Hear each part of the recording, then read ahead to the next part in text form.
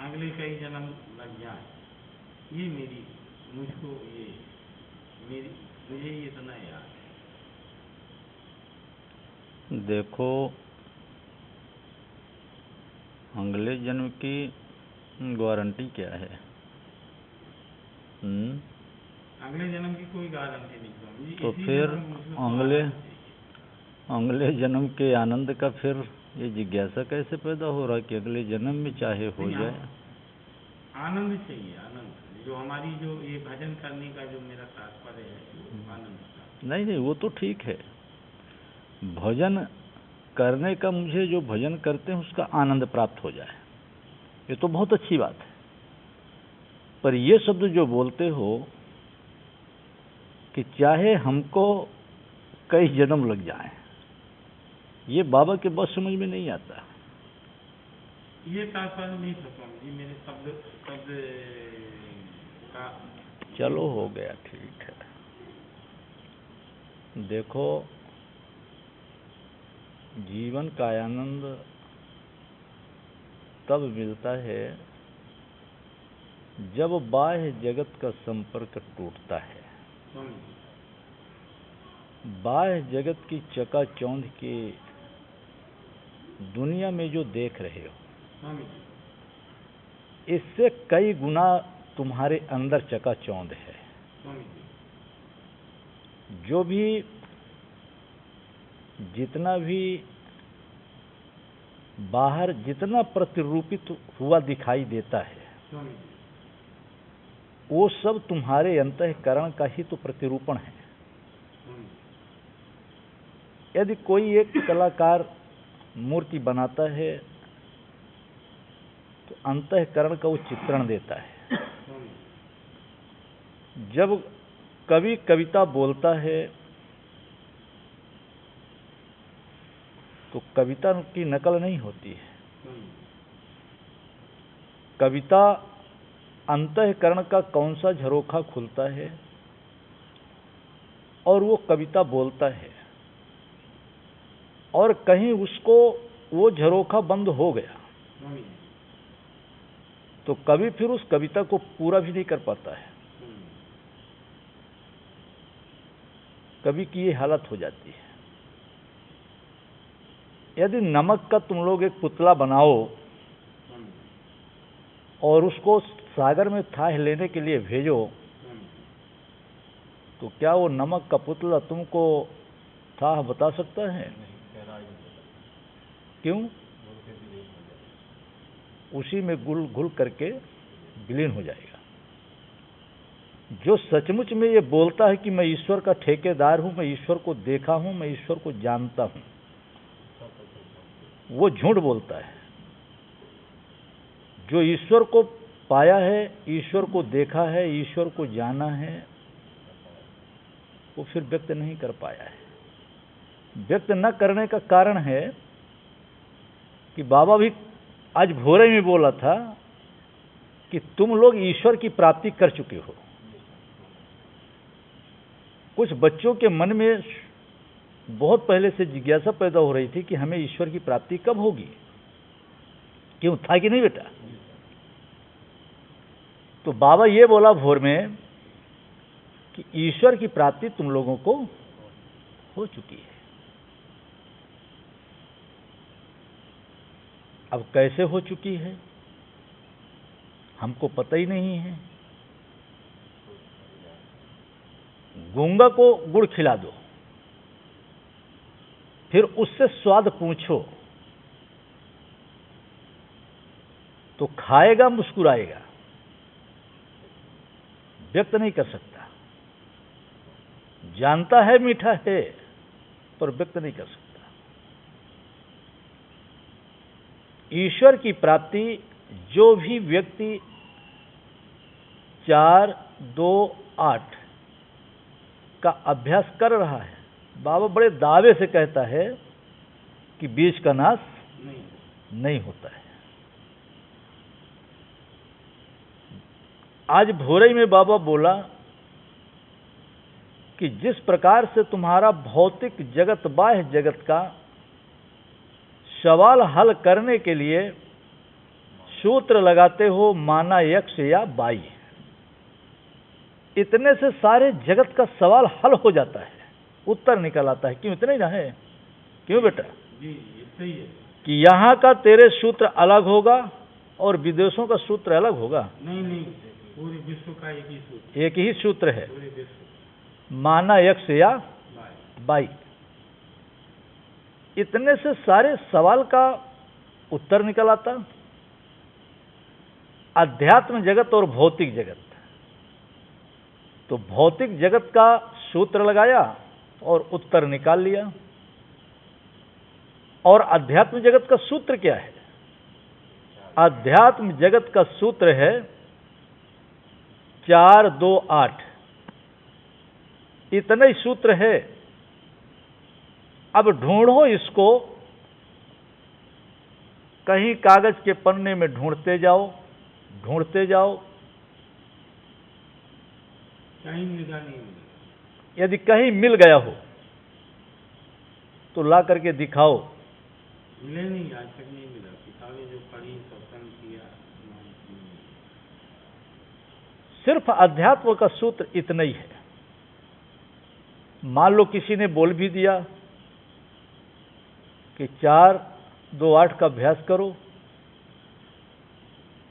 तो लोगों की हिम्मत नहीं पड़ती कि सत्संग जो करने वाला होता है, प्रवचन सुनाने वाला होता है, उससे जाकर पूछ तो लो कि 4, 2, 8 है क्या। हिम्मत नहीं है। उसके इतने पहरेदार लगे रहते कि तू उसके पास पहुंच ही नहीं पाएगा। पूछने की बातें दूर है, धक्का मार के भगा देंगे। और यदि कोई हिम्मत जुटा के पूछा भी तो इशारे से बोलते हैं जरा ठहरो, अभी समय नहीं है। अध्यात्म तर्क का विषय नहीं है, बस करते जाओ, जो बोलता हूं वो करते जाओ। और बाबा कहता नहीं, बाबा जो बोलता हो करते जाओ, ये बिल्कुल एकदम गलत। बाबा जो भी बोलता है सब बासी बोलता है। बासी शब्दों में सिर्फ शोध करो, शोध से धर्म का उदय निश्चित है। और यदि शोध नहीं कर रहे हो तो धर्म का उदय नहीं हो सकता है। दर्शन से धर्म का उदय नहीं होता है, धर्म का उदय होता है शोध से। ठीक है, तर्क का विषय नहीं तो शोध का विषय है। और बाबा जो बोलता उस पर शोध करना चाहिए। खरा निकल जाए तो बहुत अच्छी बात, और यदि झूठा निकल गया तो फिर बेटा ये इतना अमूल्य समय बर्बाद नहीं करना चाहिए। बाबा हमेशा बोलता है, बड़े गर्व के साथ तुम लोग बोला करते हो, मैं स्वतंत्र देश का निवासी हूं। और बाबा आज भी बोलता है कि तुम लोग परतंत्र हो। स्वतंत्रता नहीं है, परतंत्रता है। कहीं तो तुम भय से भयभीत हो, भूतों से भयभीत हो, परतंत्रता है। कहीं देवताओं से भयभीत हो, परतंत्रता है। कहीं मृत्यु से भयभीत हो, परतंत्रता है। स्वतंत्र व्यक्ति कभी भयभीत नहीं होता है। उसके अंदर भय नाम का कोई ऐसा वस्तु नहीं है, भय नाम की ऐसी कोई चीज नहीं है कि जिससे भयभीत होगा।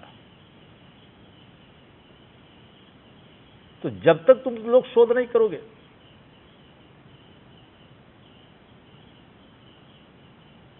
तब तक मिलने वाला कुछ है नहीं।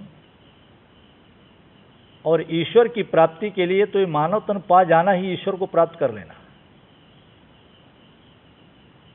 ईश्वर का मतलब होता है जो दाईं स्वर और बाईं स्वर, इंगला स्वर और पिंगला स्वर, ये स्वरों को समझ लेना ही ईश्वर है।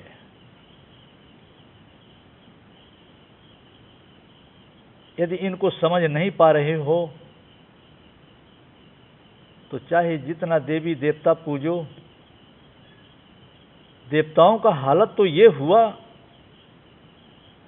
कि तुम्हारा इतिहास गवाही है कि देवताओं के ऊपर संकट है आया, तो इन संकटों को देवता टाल नहीं पाए, तब राम के शरण में जाते हैं, मेरी रक्षा करो। तो बाबा बार बार बोलता है, वो राम कौन है? राम के पहले भी राम थे या नहीं थे? बाबा बार बार बोलता है, रामते रमनते। योगी रमाया किसको? सिर्फ श्वासाओं को रमाया। जब तक तुम लोग श्वासों को रमाओगे नहीं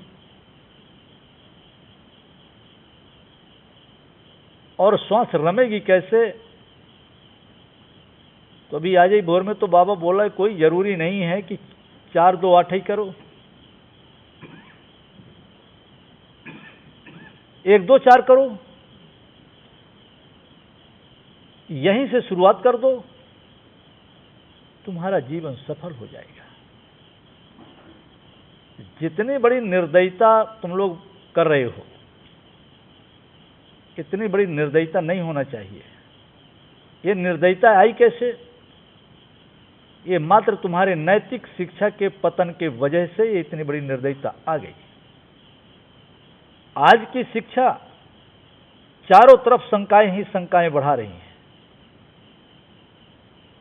जब शंका बढ़ता जा रहा है तो जितना तुम लोग रोग से परेशान नहीं हो, रोगों से जितना नहीं मर रहे हो, उतना तुम लोग शंका से मर रहे हो, शंका से परेशान हो। ये कितने दुर्भाग्य की बात है। बीमारी कुछ भी नहीं और शंका से मरते जा रहे हो। ये क्या कोई अच्छी बात थोड़ी ना है, ये बहुत अच्छी बात नहीं है। तो बाबा देखो प्रवचन करने नहीं आया, बाबा बार बार बोलता है कि देखो बाबा का इतना सेवा है, बाबा इतना चाहता है कि तुम लोग वही स्ववचन सुनने का कोशिश करो जो कभी स्वामी रामकृष्ण परमहंस बोले थे कि भगवान तो वैसे बातें करते हैं जैसे मैं और तू बात करता, ऐसे भगवान बात करते। और साक्षात यदि तेरे सामने भगवान खड़े होकर के बात करने लगे तो तू निश्चित तौर पर भाग ही देगा कि देखो भूत आ गया, जिंद आ गया। इतना भयभीत हो जाएगा कि तेरी ये दृष्टि बस धोखा दे गई। तो देखो बेटा, यदि तुम लोगों का स्वास्थ्य सुंदर रखना है, आत्मबली बनना है, तो बस 4 2 का अभ्यास करते जाओ। इसी से तुम लोग आत्मबली बन जाओगे, इसी से तुम लोगों का आनंद प्राप्त होगा, इसी से सारी समस्याएं हल होंगी। कबीर पढ़े लिखे नहीं थे, बाबा बार बार बोलता है, फिर भी वो इतने बड़े ज्ञानी थे कि उनके प्रश्नों का कोई उत्तर नहीं दे पाता था। तो न उत्तर देने वाले लोग ही तो विद्वान थे, तब उन्होंने बोल दिया कि ये गंवार है, पढ़ा लिखा है नहीं, अनपढ़ है, उलटवासी है, कुछ जानता है नहीं, गंवारू भाषा बोलता है। और तुम्हारे देश का जन्मा कबीर धीरे धीरे नामो निशान मिटता जा रहा है। यही हालत गौतम बुद्ध का भी हुआ। ये दो चार ऐसे संत हुए कि उनके अंदर कोई भेदभाव नहीं था। जहां भेदभाव है वहां अध्यात्म का उदय नहीं हो सकता है। चाहे तुम कितना भी रामायण सुना दो, गीता के पाठ सुना दो, भागवत के पाठ सुना दो, अध्यात्म का उदय हो ही नहीं सकता जहां भेदभाव है। और बाबा हमेशा कहता है कि गुरु का हृदय और पिता का हृदय एक समान होना चाहिए। यदि पिता का और गुरु का हृदय एक समान नहीं है, गुरु का हृदय यदि शिष्य के प्रति पिता के समान नहीं है, तो गुरु नहीं है, वो कपटी है, वो तुम्हारे साथ छल कर रहा है। अब गुरुओं की हालत देखो, जिन गुरुओं के पीछे तुम लोग लाइन लगाए बैठे हो, जिन गुरुओं से इतनी बड़ी आशा रखे हो, तो कृष्ण के कार्यकाल में गुरु द्रोणाचार्य एकलव्य के साथ छल कर लिए थे। कितने दुर्भाग्य की बात है कि आज के 5000 वर्ष पहले गुरु ने छल किया था, और आज भी वही छल तो चलता है जिस गुरुओं के पीछे तुम लोग इतना अपना जीवन खपा रहे हो। जिन गुरुओं के बगैर तर नहीं सकते हो, ऐसे गुरुओं के पीछे आज भी जीवन खपा रहे हो। और बाबा कहता है, गुरु न चेला पुरुष अकेला, अभ्यास ही गुरु है। ये एकलव्य से सीख ले लो।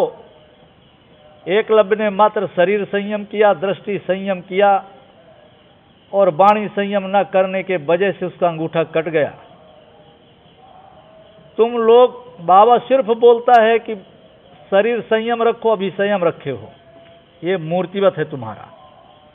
जैसे मंदिर की मूर्ति हिलती नहीं, डुलती नहीं, उसी प्रकार से इस समय तुम लोग मूर्तिवत बैठे हो।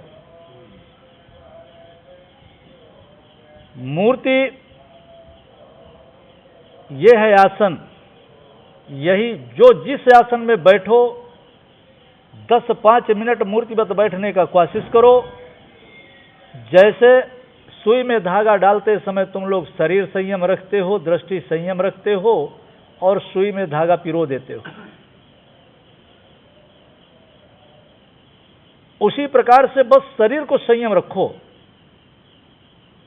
आसन तुम्हारा दृढ़ होगा, प्राणायाम निश्चित शुरू होगा, इसमें कोई संदेह नहीं है। बैठने भरे का अभ्यासी बनो। अब बता, तू अभ्यास नहीं किया बैठने का? किए हो या नहीं? कर रहे हो। ये बताओ, जब शुरुआत में, आज कितने वर्ष से आ रहे हो? जब शुरुआत पे तू यहां पर आया तो कितने मिनट बैठता था? आज कितना बैठ लेते हो? 2.5 घंटे बैठ लेते हो। 12 वर्ष का अभ्यास करते करते 2.5 घंटे बैठते हो। और बाबा कहता, तुम मात्र, सबको बाबा इसको बोला था, ये बैठा है, मात्र तू 40 मिनट समय देना, शेष समय लगाओ जहां लगाना है, 40 मिनट का समय दो। तुम लोग मांग, दक्षिणा बहुत कम करते हो, दक्षिणा बहुत कम देते हो, और बदले में इतना मांग बैठते हो कि हमें हाथी मिल जाए। अब दक्षिणा तो कुछ है नहीं, हाथी कहां से मिलेगा? तो देखो, आसन में बैठने का कोशिश करो, मूर्तिवत बैठने का कोशिश करो। प्राणायाम में सिर्फ 4-2-8 का अभ्यास करो। 4-2 के 8 का अभ्यास करने से तुम्हारे सारे खट विकार शांत होंगे, प्रत्याहार अपने आप हो जाएगा। तो बाबा क्या बोले बताओ, कुछ बचा तो है नहीं। अब सूत्र कोई अलग से पूछना शुरू कर दे कि और सूत्र बता, और सूत्र बता, तो सूत्र कुछ है ही है नहीं। सूत्र तो एक ही हो सकता है। अब जब सूत्र उतना ही है तो बाबा वो सूत्र ही भर को तो बता पा रहा है, और अब क्या बोलेगा? तो चलो, किसी को कुछ बोलना है तो बोल लो, थोड़ा 10-5 मिनट का समय वो ले लो।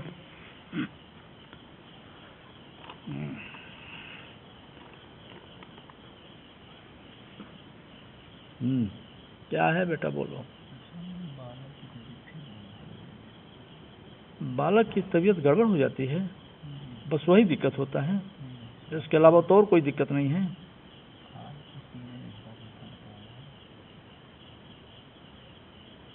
फिर कितने मिनट रहा ये? अभी भी है। अस्थमा, अस्थमा नहीं, उससे निश्चिंत रहो। बाबा ऐसा नहीं है, बाबा कुछ पूछा था, बाबा बोल दिया था कि करवा दो, कोई ऐसा दिक्कत नहीं होगा, इससे निश्चिंत रहो। थोड़ा सा जो है उसको अस्थमा है और कोई बीमारी नहीं है, उसको अस्थमा पकड़ रहा है। हाँ, दिखवा दोगे, कोई दिक्कत नहीं है, अभी दिखवा दो। पर अस्थमा का ये इनके पास कोई ऐसी औषधि नहीं है कि इसको जड़ से खत्म कर देंगे। अस्थमा का सबसे सुंदर औषधि है तो जंगली लहसुन, ये जड़ से खत्म कर देता है। जंगल की लहसुन ये पत्थरों से फोड़ के निकलता है, तो जंगल की लहसुन ये उसको जड़ से खत्म करेगा। चलो बच्चे, तो हिमालय यात्रा करते हैं। देखो यहाँ तुम्हारे जंगल तो होगा, यहाँ नहीं उपलब्ध। ये यहाँ के जंगलों में वो जंगली लहसुन नहीं है। ये तो बद्रीनारायण के ऊपर ही मिलता है। अच्छा, इतना ध्यान रखो, इतना ध्यान रखो, अस्थमा यदि किसी को है तो यहाँ चाहे तुम लोग जो भी औषधि बन औषधि देते रहो, जब तक दे के रखेगा तो दाब के वो रखेगा। दम दमई के साथ जाता है, दमा दम के साथ जाता है। पर जंगली ये लहसुन ऐसी है कि यदि ये तरीके से इसको 90 दिन सुबह शाम दोनों टाइम मिल भर जाए, एक एक जो मिल जाए, तो सुबह खाली पेट और रात्रि का भोजन के बाद खिला दो। 90 दिन बाद वो कभी कह ही नहीं सकता कि अब ये दिक्कत है बेटा। और बाबा को तो ये जानते हो कि बाबा तो हमेशा कहता है कि देखो बेटा, बाबा के पास कोई आशीर्वाद नहीं, कोई वरदान नहीं, कोई जादू की छड़ी नहीं। बाबा तो मात्र सेवक है, सेवा करने आया है, सेवा करता है और मार्ग बता देता है। जो कोई मार्ग पे चलता है पहुंचता है, नहीं चलता है नहीं पहुंच पाता। बाबा के दम नहीं कि बाबा पहुंचा देगा, है ना। तो चलो, थोड़ा सा भी ऐसा कुछ हो रहा तो चले जाओ, एक बार तुम ही चले जाओ हिमालय, कौन बहुत बड़ी दिक्कत है ना। पर्वत में बहुत मिल जाएगी, मिल जाएगी। हाँ, मतलब जैसे जैसे अपन ऊपर चढ़ते हैं, हाँ, तो ले आ लो। और 90 दूना कर देना, ठीक है ना। तो कितना हो जाएगा? 180 जो चाहिए, और 180 जो, तो 180 जो की जगह में तुम 200-300 जो रख लो, कुछ खराब हो जाएंगे, परिपक्व नहीं रहती ना स्वामी जी। अच्छा, इसीलिए ना बाबा बोला। क्या होता है, ये अभी वो बर्फ पिघली है, अब वो पौधा जमेगा, और इसके बाद में जब हम जाते हैं तो उस दरमियान में या कि परिपक्व नहीं हो पाता, पका नहीं रहता। जो पहले पौधा जम गया है वो परिपक्व हो जाता है, तो आधे से ज़्यादा हमारे ऐसे खराब हो जाते हैं, मतलब ले आए। अच्छा, तो अब जा करके और स्पेशली 2-3 दिन 4 दिन वहाँ रुके तो मतलब काफ़ी मिल जाएगा और आ जाएगा। तो इसमें बेटा और कोई चिंता करने की ज़रूरत नहीं है उसको, और ऐसी कोई लंबी बीमारी नहीं है, आंतरिक रूप से कोई बीमारी नहीं है उसको। सिर्फ कभी कभी ये श्वास की नलियों में थोड़ा सा दिक्कत हो जाता है, तो जब वहाँ दिक्कत होता है तभी वो थोड़ा छटपटाने लगता है। और कुछ करो या ना करो, दवा दो या ना दो, वो कुछ समय बाद अपने आप ठीक हो जाता है। जब श्वासों की नलियों से वो निकल जाता है, वायु क्रॉस कर देती तो आराम मिल जाता है। तो उसको साफ करने का सबसे सस्ता उपाय यही है कि जंगली लहसुन इससे अच्छी औषधि नहीं है। अब देखो, जैसे बहुत सारे लोग, बाबा एक हिमालय का शुगर वालों के लिए औषधि बोलता है, लोग खाते हैं और कहते हैं आराम नहीं मिलता। संयम तो करते नहीं। क्यों बेटा, तेरे को आराम है या नहीं है, बताओ भला है? अभी शुगर में कुछ खाते हो या अभी कुछ खाना बंद करिए हो? अब देखो, सब खा रहा है, आराम रहता है, ये पता है तेरे को आराम है? चेक करवाते हो? फिर अब तेरे को आराम मिल गया। अब देखो, अब लोग नहीं करते बेटा, तो बाबा इसलिए बोलना भी बंद कर रहा है धीरे धीरे कि औषधियाँ देखो, बाबा कोई वैद्य तो है नहीं कि चलो दवा दे दे। लोग संयम नहीं करते। वहाँ से अकेले इतनी औषधि लाना संभव नहीं है स्वामी जी, एक व्यक्ति के लिए। जैसे हम 3-4 लोग जाते हैं, शुगर वाले को भी चाहिए, अस्थमा वाले को भी चाहिए, रुद्रवंती भी चाहिए, गंगोत्री भी चाहिए, गंगोत्री का जल भी चाहिए। नहीं, अब ये तो मान के चलो कि शुगर वालों के लिए तो बाबा बोल के रखा है कि ना तो उसको हिमालय का जल चाहिए और ना वहाँ के वो औषधि चाहिए। बाबा तो औषधि को यहीं पे देखा है, यही औषधि है।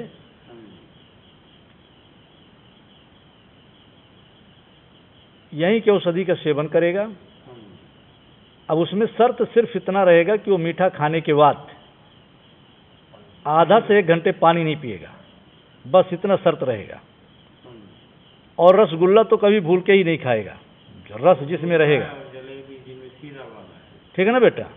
इतना भर नहीं करेगा तो जब तक वो जिएगा तो वो ये नहीं रहेगा कि अब हम चावल ना खाएं, आलू ना खाएं, मीठा ना खाएं, सब खाओ, जो खाना है खाओ, यही है तुम्हारे, ठीक है ना? इसको बाबा देख रहा है। तो तुम लोगों को हिमालय की औषधि को एक तो छोड़ दो उसको, ठीक है ना? यही प्राप्त हो जाएगी। तो उसके लिए बिल्कुल ये हताश मत होना, वहीं पढ़ाओ। ये बीच में थोड़ा सा अटैक करता है तो वैसे टैबलेट अभी वहीं की जो देना तुम्हें दे दो, और वो औषधि को प्रयास ये करो कि हिमालय के जंगली लहसुन को खिला दो, और 90 दिन खिलाना, सुबह शाम दोनों टाइम खिला देगा। 90 दिन बाद यदि उसको कभी भी अटैक किया तब तो बाबा बोल देता ना कि 5 फीट का चबूतरा तू ही तो दिया है ना? नहीं, अब होता क्या कि बाबा हनुमान तो है नहीं कि सीना फाड़ के दिखा देगा, तो इतना कर देगा बेटा, ठीक हो जाएगा, उससे चिंता मत करो। वो उसी की वजह से उसके सीने में जो दर्द हो जाता है तो धीरे धीरे देखेगा, फिर कल नहीं रहेगा दर्द। हाँ, वो घंटे 2 घंटे 4 घंटे 4-6 घंटे के लिए आ जाता है, पर वो विचलन नहीं होता है उसमें, है ना? वो ठीक हो जाएगा, ठीक है ना? और बोलो। तो स्वास्थ्य, रोग, कोई रोग नहीं। वो तो पहले बाबा बोला था ना, सुने हो क्या बोला था? ये भी बैठा है, ये दधीच बैठा है, जहाँ दिखाना है दिखाना। ये भी यही परेशान था कि बाबा मेरे को लगता है रोग हो गया है, मेरे मांस नहीं है। बोलता है बाबा नहीं, रोग तेरे कुछ नहीं है, कोई ऐसी बीमारी नहीं है। फिर भी जी नहीं माना, पूरा शरीर चेक करवाया। क्या निकला बेटा तेरे? कुछ निकला? अब ये बाबा कहता तेरा बढ़िया साधु शरीर है। कुछ लोग फैट के लिए मरते हैं कि हमारा कम हो जाए, अब तेरे को प्रकृति ने तो बढ़िया फैट रहित कर दिया, साधु शरीर है तेरा, अब क्या चाहिए तेरे को? बेटा उसी प्रकार से तेरे पिता को भी कुछ नहीं है, आंतरिक रूप से कोई बीमारी नहीं है, ऐसी कोई बीमारी नहीं है। पहले भी बाबा बोला था कि इतना बड़ा कोई अंदर रोग हो कि जिससे परेशान हो, ऐसा कुछ नहीं है। मन की शंका उनके दूर कभी कभी होता है कि शंकाएं, अभी बाबा बोल रहा ना, देखो सबको शंकाएं तो होती जा रही हैं ना। शंकाएं बेटा, तुम लोग भी किसी के बारे में शंका ही ना करते हो, सभी लोग शंका तो करते जा रहे हैं।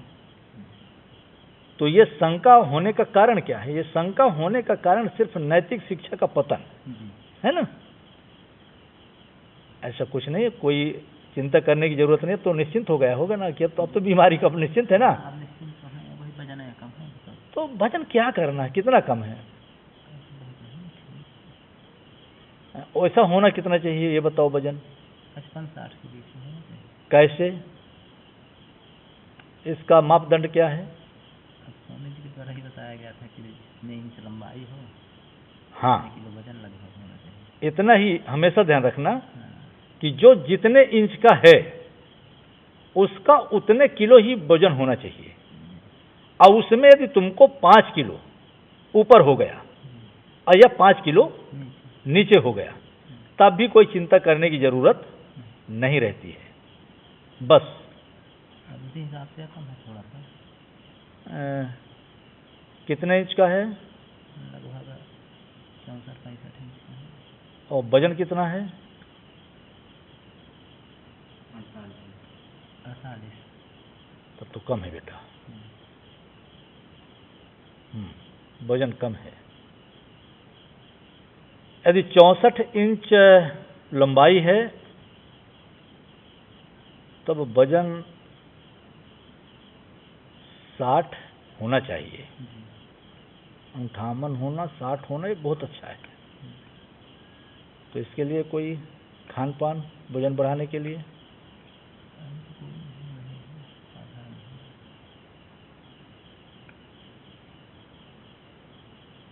वजन बढ़ना चाहिए कुछ। चलो देखता, पहले भी बोला था कि चलो देख लेता कोई ऐसी औषधि है कि मिलती है। वो हिमालय बार बार बाबा को ये सब हिमालय बीमारी यहाँ की जाना पड़े हिमालय, ये कोई अच्छी बात तो है नहीं। क्यों? पर अब कुछ चीज़ें तो ऐसी है बेटा कि हिमालय में ही यहाँ है ही नहीं।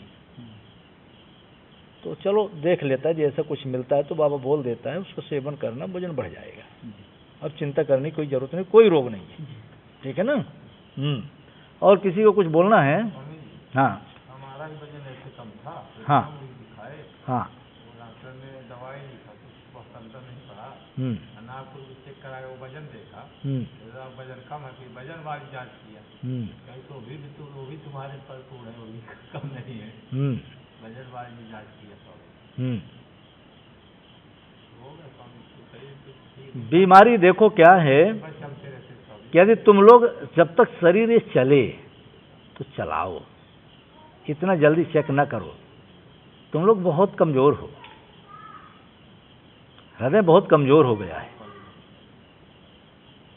और आज के ये कृत्रिम बालों ने ऐसा तुम लोगों के अंदर भय पैदा करते हैं। ये सेवादार थोड़ी नहीं बेटा, ये यमराज हैं।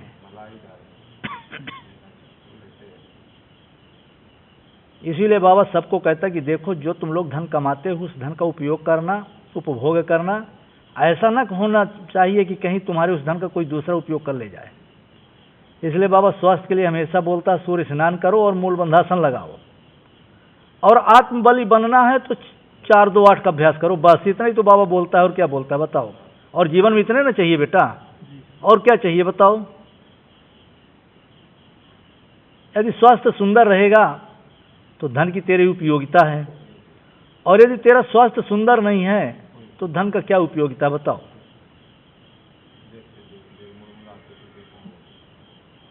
और किसी को कुछ और बोलना है? हाँ बिहार की उनके फिर से एप्लीकेशन लगाई है और वो हवन किए, तो ये पूछी कि हमारा हवन सफल हो गया कि नहीं। और वो आज जा रही हैं नए तरीके से, मतलब दिल्ली के वकील ने बात कही है कि मैं उसको जमानत करवा दूंगा। तो इन्हें ये है कि थोड़ी सी सेवा हो जाती है। नहीं, हो जाएगा। जी हवन भी उसका ठीक हो गया है और उसकी स्थिति भी अब ठीक हो गई है। अब हो जाएगा, जल्दी हो जाएगा। ठीक है ना? दे देना संदेशा। क्या है बेटा बोलो।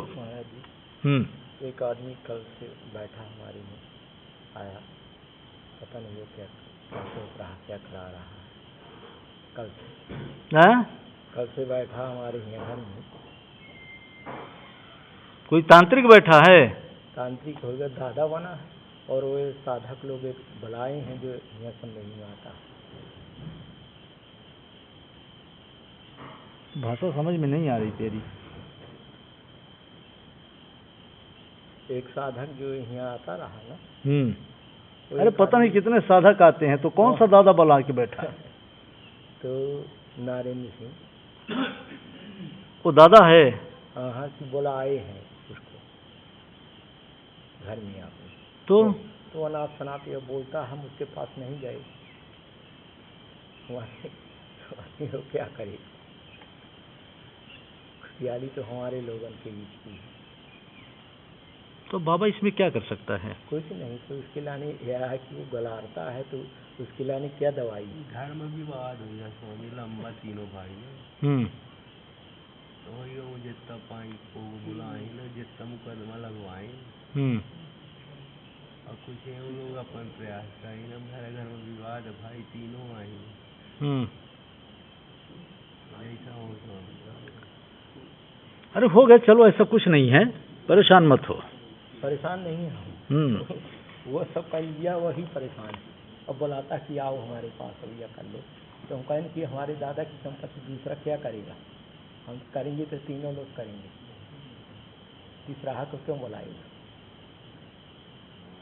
ठीक है, हो गया, चलो कोई दिक्कत नहीं है, परेशान मत हो। हाँ। देखो, कोई भी समस्या का निदान शांति है। शांत रहो, शांति से ही समस्याओं का निदान होगा। विवाद मत करो, कभी किसी को विवाद करने से कभी कोई समस्या का निदान नहीं होता है, हल नहीं होता है। समय को टाल दो, जो सहता है वही रहता है, और जो सहता नहीं है उसका नाश हो जाता है, इतना ध्यान रखो।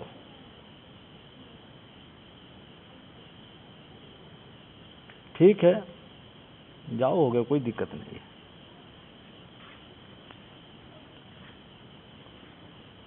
अरे इस संसार में बेटा कोई तन दुखी, कोई मन दुखी, कोई धन बिन रहत उदास, और थोड़ा थोड़ा सब दुखी सुखी राम के दास। जिस सुख को चाहिए उसके लिए नहीं दौड़ते हो, और जो सुख नहीं चाहिए उसके लिए दौड़ लगाए बैठे हो। ठीक है, चलो, और क्या है तेरा, क्या है बेटा, तू बता। चल, तेरी भी तू ठीक हो जाएगा, बेफिक्र रहा। भजन नहीं करता रे, भजन किया कर। और किसी को कुछ और बोलना? हाँ स्वामी जी, चर्चा हुआ था। कौन सी चर्चा रे? तेरे जीवन में कभी प्रश्नों की इतनी झड़ी लगा के रख देता है कि बाबा को कुछ पता ही नहीं चलता। उधर वाला स्वामी जी,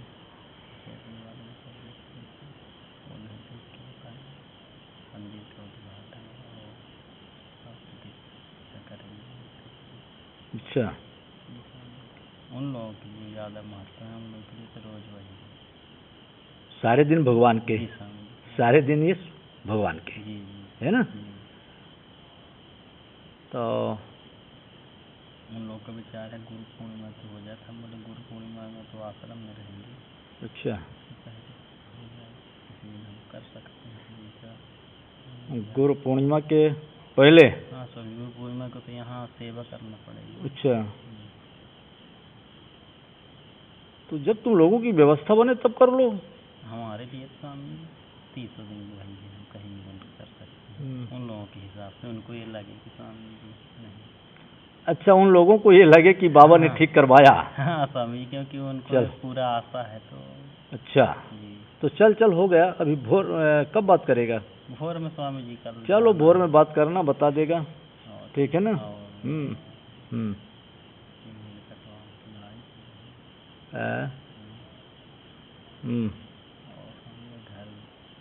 कहीं बामी खोदो और बिल से सांप ना निकले, ऐसा संभव है क्या? क्यों बेटा? उसका घर ही है तो उसमें तो रहेगा ही। हैं? अब बताओ, तू ऐसे प्रश्न कर बैठा, बाबा से बता। चलो हो गया। तो गेट में नहीं स्वामी हाँ। हमें प्रसाद आ गया तो भाई ऐसा। अब पैसे कागज में पैसे उसका क्या होगा पक्ष सीधे तो भीतर में क्या पता तीसरे तो सीने भी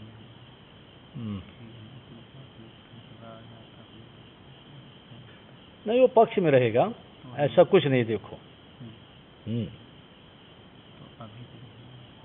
तो इसके लिए बाबा क्या करेगा? नहीं मतलब अभी नहीं हुआ है, हो जाएगा, हुआ हो जाएगा। वैसे स्वामी कागज कि हम काटने से लगा देंगे सरकारी नियम से कि जैसे लड़ाई झगड़ा हो तो अपने पास हो रहे। नहीं तो ठीक है, थोड़ा सा संयम बरत करके। तो अभी रुक जाऊँ कि कटवा दूँ? भोर पे बात करना। हाँ ठीक है ना? बस हो गया ना? स्वामी जी आज हमको हमारी 2 4 8 ये समझे नहीं आता कि 4 8 कैसे होता है। ठीक है, तू ही कापी जांचेगा, बता। काफी तो नहीं जांचना चाहिए, परंतु अब ये है कि 4 8 ठीक है तेरा, हाँ ठीक है ना? करके रखे कि और कुछ नहीं नहीं, भी इसी को देखो क्या होता है कि जैसे पानी अपने आप रास्ता बनाता चला जाता है, है ना? तो ये बेटा जो आवश्यकता होगी वो अपने आप होता चला जाएगा। बस इसको स्थिर करना, बस इसको तेरे को स्थिर करना है ना? बस इतना करते चले जाओ, ठीक हो जाएगा। समय व्यर्थ नहीं जा रहा है, ठीक है ना? बस हो गया ना? इतना ही रखो, बाबा चला।